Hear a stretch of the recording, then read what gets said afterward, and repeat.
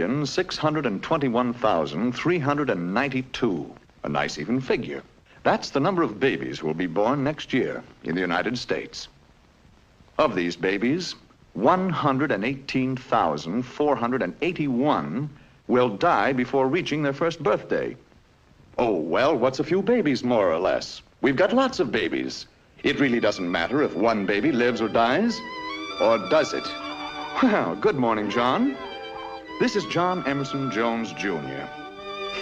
Fine, healthy-looking boy, isn't he? But unfortunately, John won't have much chance to become President of the United States. Why? Well, here's one reason. Looks harmless, doesn't it? It's hard to believe that one small fly could keep Johnny from his chance to become president. And ordinarily, it couldn't. But there's just one thing wrong with this picture. Untreated sewage running into our pretty creek. And Mr. Fly's feet are not very clean. In fact, they're very filthy and loaded with germs like those that cause dysentery. If some of these dysentery germs should happen to infect Johnny at his age, he not only won't be president, the chances are just about 1 out of 2 that he won't even be alive. Stop! Can't anything be done to save Johnny? Oh, I suppose we could train all flies to wash their feet. Or shoot all flies. Or we could do away with all babies. But there must be a better answer than that. This is where I come into the picture. Your local health officer and my staff. Part of our job is to clean up just such unsanitary conditions. Eliminate open sewage. Do away with fly breeding places and give your Johnny a new shot at the presidency. Well, John, we got over that one all right, didn't we? Maybe you'll get to be a year old yet. But you've still got some very tough customers to meet on the path of your life. Like whooping cough and diphtheria, rheumatic fever, and smallpox. But don't worry, John. That's where your local health officer, that's me, comes back into the picture. Another part of my job is to keep track of you and to see that you're properly immunized. Vaccinated and inoculated is another way of saying it. Or protected in other ways so that you have the weapons to fight back when these enemies attack you.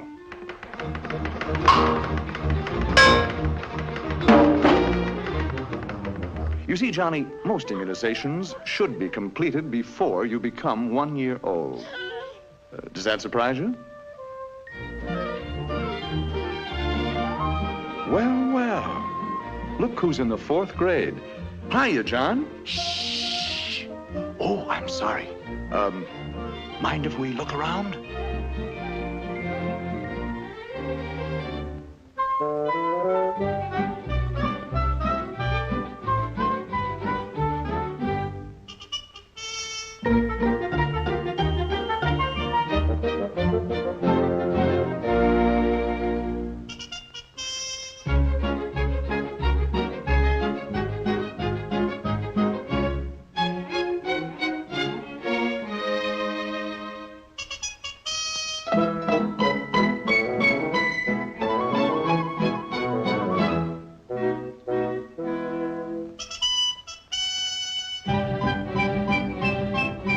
Looks like you're being well taken care of, Johnny.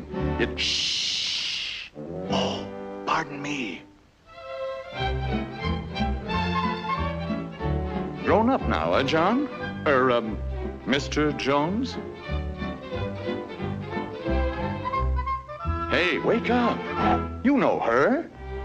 That's Mary. Mary Lawrence. Changed since high school, hasn't she? For the better. Congratulations. You ought to make a very happy couple. You're fine, healthy-looking specimens. Nothing wrong with you, huh? Are you sure? Let's be really sure. Step in for just a couple of minutes. Now, don't worry, John. It's a very simple process for you. And I know Mary won't mind it either. It's not so simple for your blood, though. Let's see what happens. First, it's numbered, whirled, a warm bath, shaken, checked, cooled, bathed again, and then carefully read. And aren't you lucky that you happen to live in a community that has a health department?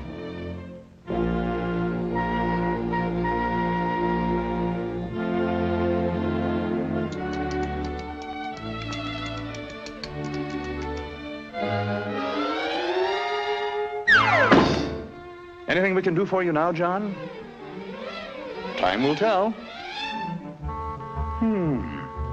Now what's worrying you? Oh. Now, just a minute. Your wife has had excellent prenatal care, advice and instruction, and good medical care. And of course, the health office will cooperate with your doctor and with your wife to see that the baby will have the best of care after he's born. So why worry, John? Well, what do you know? It's a boy. You must be the first father in history to have a boy. Uh-oh. Anyway, he's sure to recover from this disease. Nice feeling, isn't it, to know that everything's all right? Your family's well taken care of. You don't have to worry too much about your health. But there's one thing you do have to worry about, John. And now that you're a family man, you've got to face it. A local health department is costing you. Yes, John, it's costing you real money. 3 cents a week. That's right. 3 cents a week per person can provide basic public health services in your community. Not much, is it? Well, John, you've been leading a normal, happy, married life. But of course, you are getting a little older. Your hair is receding, which is normal. You've developed a double chin, which is normal. You've also acquired a paunch, which is a little abnormal. But you're still a fine-looking man, even if a little mild exercise wouldn't hurt you. Yes, sir. Nothing like a little exercise, especially with the kids. Makes you feel so young. I got it! I got it! He got it. A little mild exercise, John.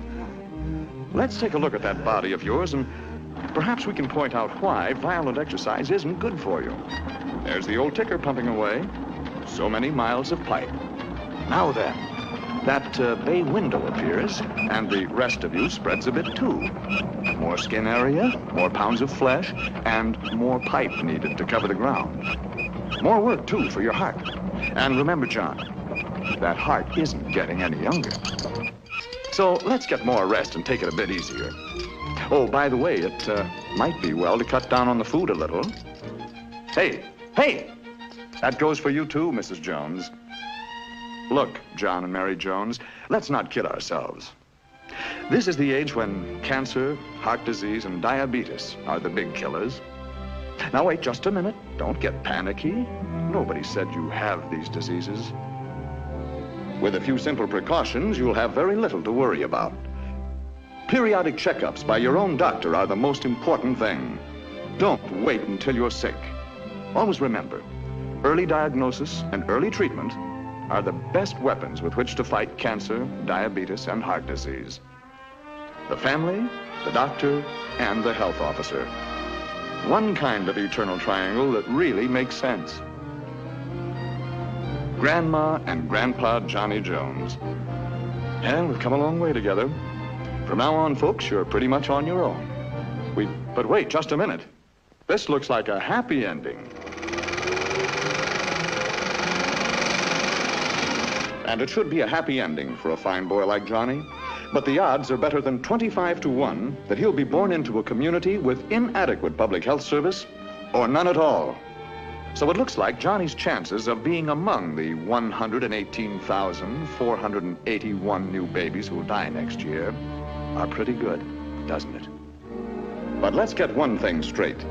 There's nothing about this figure that is sacred. It can be reduced by well-staffed health departments throughout this great country of ours. Which kind of public health service does your community have? It's up to you.